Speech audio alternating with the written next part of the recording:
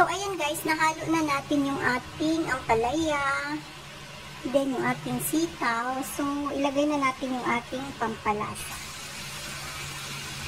Hello guys, nagluto tayo guys, or magluluto tayo ngayon ng adobong sitaw with ampalaya. So, ang nilagay ko na karne guys is ground pork. Ayan, ginisa lang ito sa sibuyas, bawang at saka kamatis. So, ayan. And then, konting asin at saka ground pepper. So, ayan.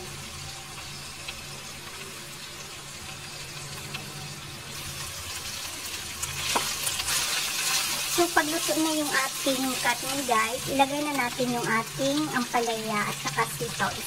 Sabay ko na sila.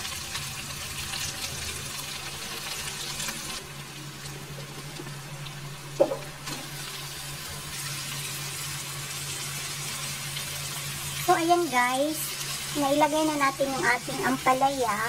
Isunod na din natin yung ating sitaw.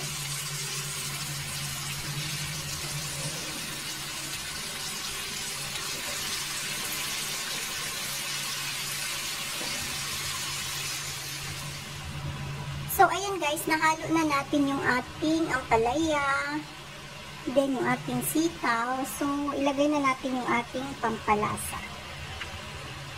So, dito guys, naglalagay ako ng black beans. Ayan.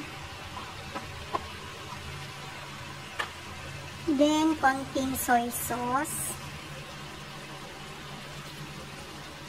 Adjust lang natin palagi yung mga pampalasa natin para hindi naman sumobra. And then, yung ating oyster sauce.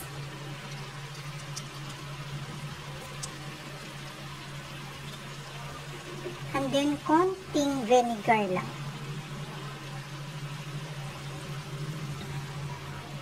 Then, mix lang natin ito guys.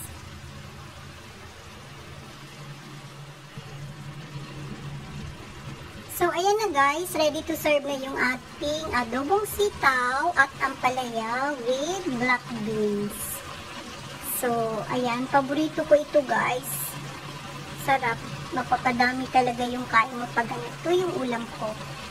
So, siguro nagtataka kayo guys kasi, or ngayon na kayo nakakita na sitaw at saka ampalaya pinagsama, ginawang adobo, nilagyan pa ng black beans.